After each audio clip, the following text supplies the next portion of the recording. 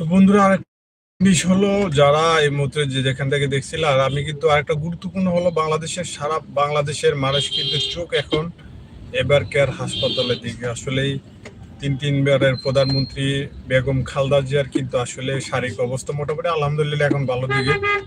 তবে আরো উন্নত চিকিৎসা হলে কিন্তু উনি আরো দ্রুত আল্লাহর রহমতে সবার মাঝে ফিরে আসবেন, এটা ইনশাআল্লাহ সবার দোয়া করছি। কিন্তু অবশ্যই সারা বাংলাদেশের মানুষই কিন্তু একটাই প্রত্যাশা যে দেশনেত্রী বেগম খালেদা জিয়া কিন্তু আসলেই সবার মাঝে সুস্থ ফিরে আসুক।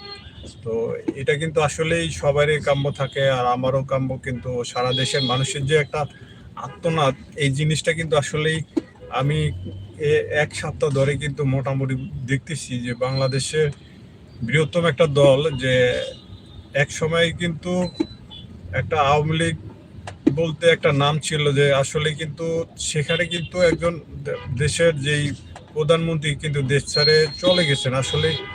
আর এত নির্যাতন নিপীড়ন সহ্য করো কিন্তু নেত্রী, যে বিএনপির চেয়ারপারসন, আসলে কিন্তু দেশ ছেড়ে যাওয়ার কখনো চিন্তা করে না, আসলে পরিকল্পনা করে না। কিন্তু এখন এই মুহূর্তে কিন্তু অনেক অসুস্থ হয়ে এবারকার হাসপাতালে আছেন। তবে সবাই দোয়া করবো ইনশাল্লাহ যেন উনি